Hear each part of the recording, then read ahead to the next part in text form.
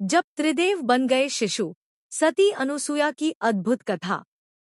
भक्तों का मान बढ़ाने और अहंकार का मर्दन करने के लिए प्रभु विचित्र लीलाएं रचते हैं। एक बार माता लक्ष्मी, सती और सरस्वती को अपने पातिव्रत्य का अभिमान हो गया।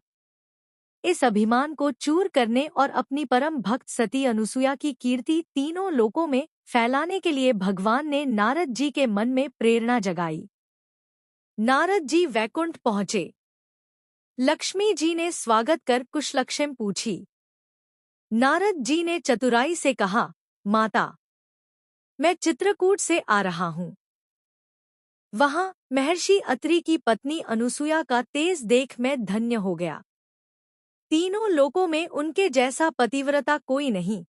यह सुन लक्ष्मी जी ने ईर्ष्यावश पूछा, क्या मुझसे भी बढ़कर? नारद जी ने कहा, माता, तुलना ही व्यर्थ है, अनुसुया का स्थान सर्वोच्च है। यही लीला नारद जी ने कैलाश और ब्रह्मलोक में भी दोहराई। तीनों देवियों के मन में ईर्ष्या की ज्वाला भड़क उठी। उन्होंने हट करके ब्रह्मा, विष्णु और महेश को सती अनुसुया की सतीत्व परीक्षा लेने भेज दिया। तीनों देव साधु वेश में अत्रि मुनि के आश्रम पहुंचे।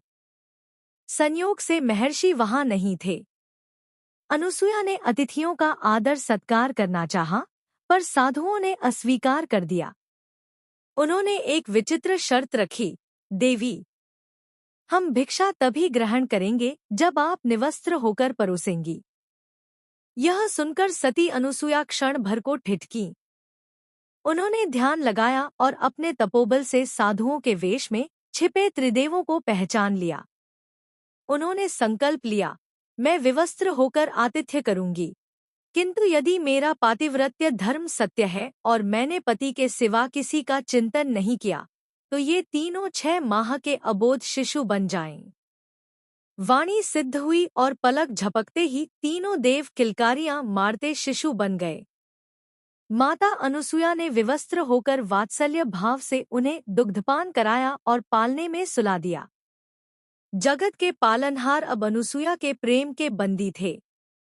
उधर पतियों के न लौटने पर तीनों देवियां व्याकुल होकर चित्रकूट पहुंची। वहां नारद जी ने बताया कि उनके सर्वशक्तिमान पति तो वहां नन्हे बालक बनकर खेल रहे हैं। देवियों ने लज्जित होकर अनुसुया जी से आश्रम में प्रवेश की अनुमति मांगी। जब अनुसुया ने परिचय पूछा, तो अहंकार त्याग कर देवियों ने नतमस्तक होकर कहा, माता, हम तो आपकी बहुएं हैं। हमारी भूल क्षमा करें और हमारे सुहाग लौटा दें। अनुसुया का मातृहृदय पिघल गया। उन्होंने मंत्रजल छिड़ककर त्रिदेवों को उनका असली रूप लौटाया। त्रिदेवों ने अनुसुया की भक्ति से प्रसन्न होकर अपने अपने अंशों से उन्हें पुत्र रूप में प्राप्त होने का वरदान दिया। इसी वरदान के फलस्वरूप ब्रह्मा, विष्णु और महेश के संयुक्त अवतार भगवान दत्तात्रेय का जन्म हुआ। जय मां अनुसुया।